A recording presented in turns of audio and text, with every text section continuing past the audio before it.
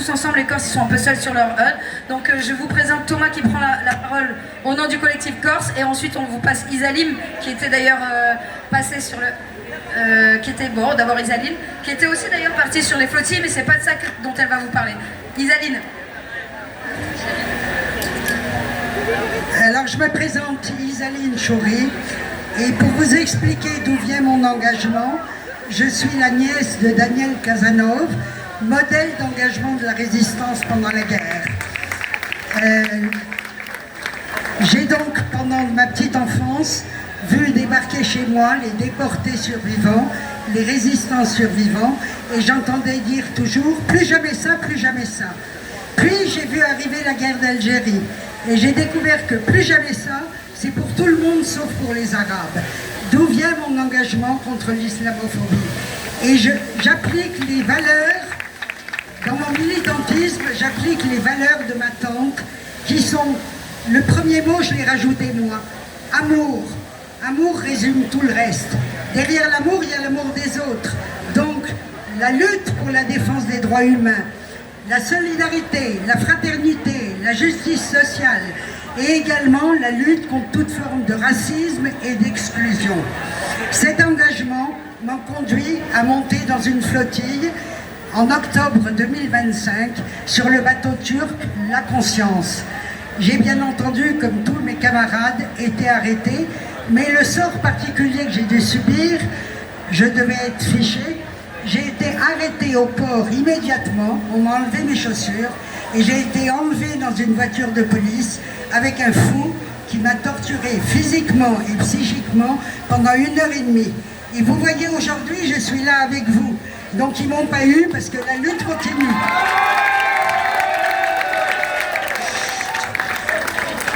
Donc, je tiens à dire que je parle au nom du collectif pour une paix juste et durable. Avec moi, mes compagnons, Juliette, Alessandre, Anne, Yves, Laura. Et nous étions déjà venus à Marseille soutenir la marche. En conclusion de cette flottille, je vais être très rapide. Je me suis remise, la lutte continue, mais nous avons besoin de réfléchir longuement sur ce qu'on doit faire maintenant. Et là, je vais être très brève. Il n'y a plus l'effet de surprise. On sait ce qui nous attend. Ça n'est pas contre Netanyahou, ça n'est pas chercher à ouvrir un corridor, on n'y arrivera pas. C'est changer de stratégie. Et avoir des bateaux qui sillonnent la Méditerranée et qui font une lutte symbolique et politique contre nos gouvernements colonialistes. Car on a cru après les indépendances que le colonialisme était terminé. Non, il est toujours présent dans l'idéologie, dans la pratique, et c'est ce qui se passe à Gaza. Et Gaza, ça n'est pas seulement une lutte pour les Palestiniens, une lutte pour l'humanité, contre le fascisme qui monte dans toute l'Europe. Donc la lutte continue. Buongiorno a tutti, siamo di Corsica, siamo qui per ripresentare la nostra isola et la Socia Corsica Palestina. Nous sommes Corses, nous sommes ici pour représenter notre association Corsica Palestine. Notre stand se trouve là-bas.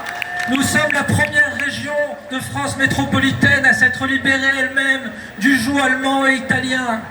Nous sommes parmi les premiers résistants et c'est cette mémoire que nous faisons vivre à travers notre association et notre collectif.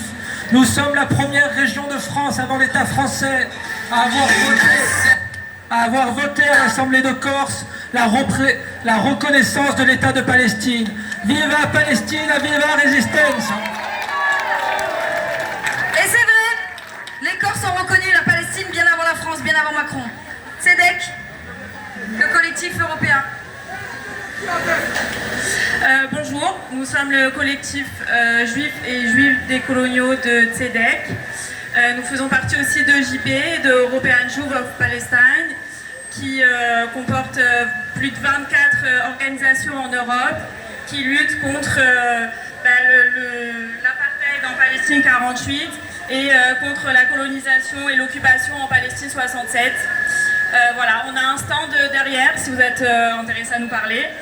Et je vais passer la parole à Wassem.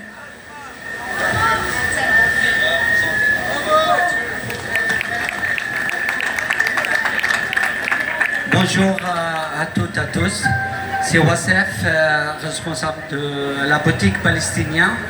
Je suis palestinien de la ville de Hébron. Mon projet d'importer des produits artisanaux palestiniens faits par des Palestiniens et vendre en France.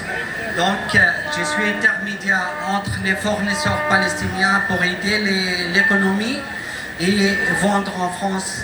Donc, si vous êtes intéressé par des produits palestiniens, c'est la boutique, les stands c'est là-bas. Et donc, on compte sur vous de passer à notre stand. Merci beaucoup. Il mérite d'être connu, vraiment, là il vient de rentrer de Palestine, donc tous ces produits sont palestiniens, faits par des Palestiniens, il les a ramenés de Palestine.